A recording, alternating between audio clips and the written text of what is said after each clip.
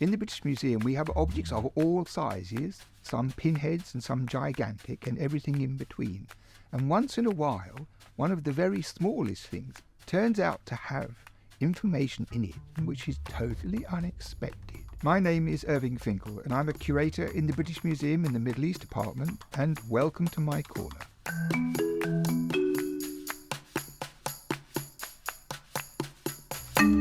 So what we have here is a clay tablet. As a matter of fact, it is not a real clay tablet, it is a replica, because the real clay tablet has to be on exhibition all the time, and also it's very delicate. We couldn't wave it around in front of the screen and say, look at this, look at that. That would be terribly irresponsible. But we can use this replica for demonstration purposes with impunity. The ancient Mesopotamians, Sumerians, Babylonians, all those people, they wrote on clay. That was their natural activity. And clay tablets, which have impressions of writing on, are pretty good. They're pretty stable. You can handle them. You can't play football with them, but they're pretty reliable. But what happens in antiquity is there are wars and buildings collapse and fires and disasters and people die and they go away and other people come and trample on things. And when archaeologists find them, it is not often that an ancient inscription on a piece of clay comes to light in perfect condition. So this tablet, you can easily see that it's not complete. There's stuff missing here, there's stuff missing there, and it also looks like elephants have danced a polka over the surface, because many of the signs are damaged or squashed. But nevertheless, this piece of cuneiform inscription is a remarkable thing. This is the oldest map of the world in the world. It has two sides. This is the front or obverse, and this is the back or the reverse. And the reverse consists of lots of lines of cuneiform in different ruled sections. So it's full of information, even though it's a bit damaged. But the other side is the remarkable thing. Firstly, there's some lines of cuneiform ruled across very firmly at the top. And this is about the early creation of the world and how animals were put in the sea in different parts of the universe. It's a kind of brief summary of creation, which has nothing to do with the map, because it's a clear border between that and this. And it's this which is so exciting, because if you look carefully, you will see that the flat surface of the clay has a double circle drawn in the surface of the clay. Now, the double ring is very important because it has cuneiform writing in it, which says it's the bitter river. And this water was deemed to surround the known world, because the area inside the double ring is ancient Mesopotamia itself. Now, this word Mesopotamia is the ancient Greek word for what is modern Iraq. So inside the drawing of this circle, we have very interesting things. There is a great river that runs from north to south, which is the Euphrates River. And the river is straddled by a long oblong, which is obviously the city of Babylon. So this is a very important ring of water, because it meant for the Babylonians they had a sort of idea of the limits of their world, where they lived, in about the 6th century BC, with these important rivers which brought life and food to them, waterways for transport, all the way down to the Persian Gulf. It was kind of depicted in small. And if you look carefully at the picture, you will see that in the surface of the known world there are these rings drawn with little bits of cuneiform inside those. And those tell you the name of the city which it represents, or sometimes the tribe. So you have encapsulated in this circular diagram the whole of the known world in which people lived, flourished, and died.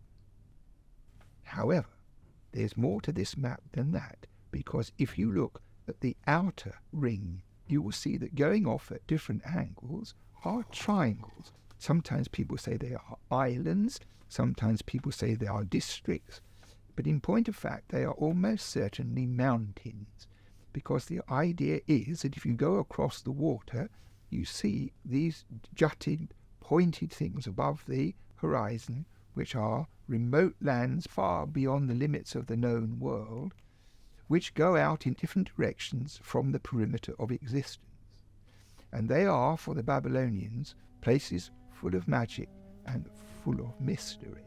Now, when you look at the diagram sort of geometrically, it is evident there were originally 8 of them. And we can be sure of this partly by calculation of what makes sense, but also on the other side, the inscription which I showed you before tells you what is on each of those triangles. There was a place where the sun was never seen. There was a tree that had jewels instead of fruit, and there were giant birds that couldn't fly, all those sorts of things. There were traditional stories associated with each of these districts, recorded together with the diagram to show where they were. Well, of course, probably nobody ever went there. We're talking about the imaginative world of cosmology, of theology, of tradition, of inherited ideas. But the thing is this, up until quite recently, we didn't know which description on one side went with which triangle on the front. And this is an irksome matter because we know there's supposed to be 8, but there was nowhere near 8 on there, so we had to work out which place the 3 which we could read clearly matched up with the descriptions on the back, and it wasn't really possible. And then something happened. One of those missing triangles came to light in the collection.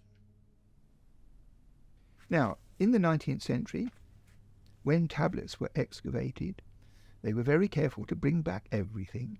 So a big lump of clay, any small bits lying around it, any small bits not lying around it, anything they could find with writing on was carefully excavated. And sometimes the very small pieces, which we couldn't join to anything, were put in special trays for the long-term future when it might be possible to see what we could do about them. Now, what happened was this. Once upon a time, there was a lady called Edith Horsley. And Edith Horsley loved cuneiform stuff. And she came to classes that I used to teach after work once a week to learn about cuneiform. And she was very enthusiastic about it and very attentive and a good student. And when the class came to an end after several months, she said she wanted to do something more. For as long as anyone can remember, this has been a map with a central piece missing. But from today, no longer. Nicholas Glass reports on an unexpected moment of archaeological excitement in the British Museum. The British Museum has boxes of tablet fragments, but it's only in the last 2 months or so, when Edith Horsley was first invited to work at the museum, that they began trying to sort things out. Well, even as a child I was intrigued by the signs that are used in cuneiform, but it wasn't until I attended Irving Finkel's lectures that I became an addict. As a volunteer, Edith comes in just once a week. She was asked to keep an eye out for any piece with a geographical or astronomical image on it. I saw this quite small piece with this triangle on it and the signs inside, and I thought it was probably a map. So I put it in the little section where I put the pieces that I think are of special interest, because Dr. Finkel can't go through all of these trays, obviously. So I put those aside, and he became quite excited when he saw it. She put aside a little pile of half a dozen pieces that didn't look like everything else, and I went through them one by one, and she said, look, this one's got some lines on it, and as soon as I saw it, I knew it must belong to this tablet, because, as I say, it's such an unusual thing. It's actually rather funny, because the map wasn't in its normal place, it was downstairs on exhibition. And so I got out an old photograph of it, and the photograph was at a different scale. So when I put the fragment on the photograph, I was sure that it must belong, but I couldn't quite see where it would fit. And it was only the following morning that I took the fragment downstairs to the exhibition where it's on public view. And by looking at the original tablet, I could see straight away that it fitted perfectly in the hole. And it did. And as a matter of fact, when I put it in experimentally in the gallery in front of Edith, we couldn't get it out again afterwards. It was such a snug fit, and it had to go down to conservation to be dealt with properly and glued in position. So, having opened a bottle of bubbly and danced around in the gallery, the time came to think very seriously about what this meant, because the tablet is very famous. It's often reproduced in all sorts of different encyclopedias and books about ancient ideas and histories of maps, of course, and it's quite a famous object. And to make a join to that was an extraordinary thing. But then there was the question of what did it tell us? Against one of the diagonals, there was, in cuneiform, the expression, the Great Wall. I'm going to read you what the scribe tells us about this triangle. To the 5th, which you must travel 7 leagues. That means you have to row across the bitter river for 7 leagues before you can land at the foot of the mountain. The Great Wall, its height is 840 cubits. Its trees up to 120 cubits. By day you can't see in front of yourself. By night, lying on ... it's still broken. Then you must go another 7 leagues in the sand, and you must ... because there's always ... because nothing is perfectly preserved. But the important thing is, we now know which of the triangles goes with the description of this gigantic wall. As a result of Edith's discovery, we've got 3 of these triangles in a row. And that is a great boon, because you can imagine, if you have isolated triangles, trying to match them to the description on the back, it's very difficult to get anywhere seriously and reliably. But when you've got 3 in a row, all you have to do is to find 3 descriptions in a row, and it stands to reason that you'll be able to somehow match them up. And that is what we did.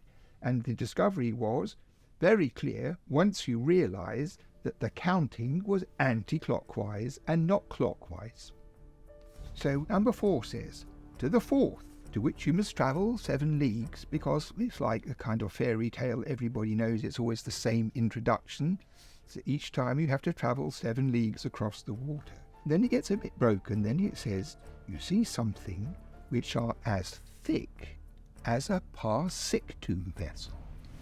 This parsiktu measurement is something to an Assyriologist which makes their ears prick.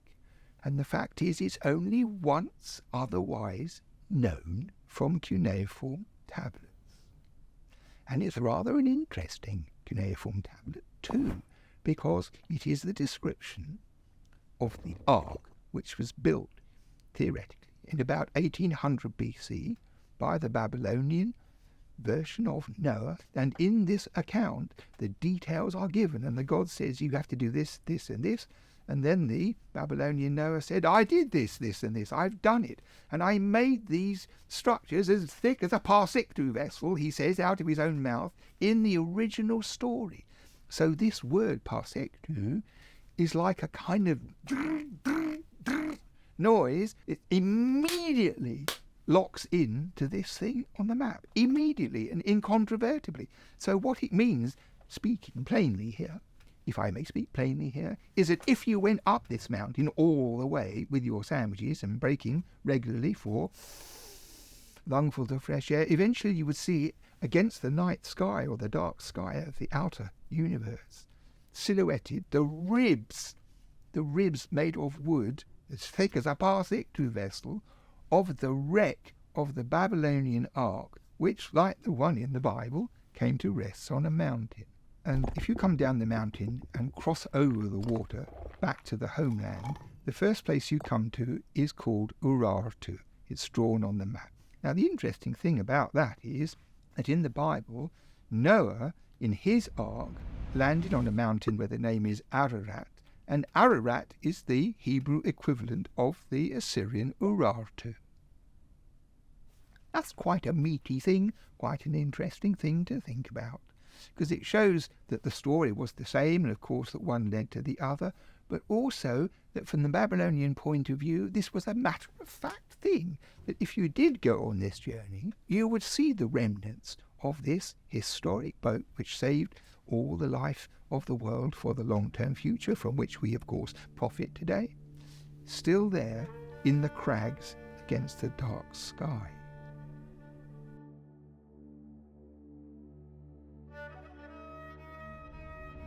So what does this actually mean to us? Well, let's imagine that we can borrow a time machine and go back to ancient Mesopotamia. I've always thought this was a good idea. We'll have a party. We'll all go together. And when we get there, somebody might say, any idea where the ark is? And I go, well, we have the map. Here it is. And in fact, it's there. That's where it is. And what we have to do is get in our rowing boat, off we go, and we will see it for ourselves. So although this is a map which would not encourage you, perhaps, to motor across Iraq today in a Land Rover, when it comes to operating beyond the limits of the known world, into the world of imagination, it's indispensable. So, for the first time, we can pronounce with authority that if we were an ancient Babylonian, we would know where to go to see the remains of that wonderful boat. But then there's the actual question of who wove it together. Well, it's often the case with cuneiform tablets that at the bottom of the reverse, there's a bit that tells you the name of the scribe, what's called the colophon. And unfortunately, the scribe's name is broken. There's no trace of it left. But his father's name is there, because in Babylonia, they always said Mr. So-and-so, son of Mr. So-and-so. And the dad was called Itsuru. Now, Itsuru is the Babylonian word for bird. Now, this is a rather an interesting thing, because we know all about people's names in Mesopotamia. They usually meant something intelligible, like servant of such and such a god, or she's beautiful beyond compare. No one is called bird. There's no other case of a person called bird. It's not a very good name. So what does that mean? You look at this for the first time in the museum case, which I hope you will now do and peer through and make out the details, you would think, I see, it's a sort of bird's eye view of the world. Well, I think that's what it is. It's a birdie family, and this is a bird's eye view of the known world and what lies beyond it. So that gives it a special kind of warmth of understanding, because its failings, as it were, from a cartographical point of view, are irrelevant. It is not what they're interested in, and it's given us a tremendous insight into many aspects of Mesopotamian thinking. It's also a triumphant demonstration of what happens when you have a very small, totally uninformative and useless fragment of dead, boring writing that no one can understand, and you join it onto something in the collection which is much bigger, and a whole new adventure begins all over again. Hey you, cuneiform nerd. Do you want some more cuneiform? Of course you do. Below is a playlist full of all the videos we've ever made concerning cuneiform, and you can see in the top left corner right now a preview of the next episode of Curator's Corner, which also covers cuneiform. We are going to the ancient Sumerian city of Girsu in southern Iraq, where Sebastian Ray will talk you through 2 bricks that were found in the same building. It's pretty normal, buildings are made of bricks. The weird thing is that these bricks were made 1,500 years apart from each other, but were in the same building. Also, crazy thing, Sebastian's excavated both of these bricks, but one of those bricks has been excavated twice previously. And the first time it was excavated was 2,300 years ago. Archaeology is weird.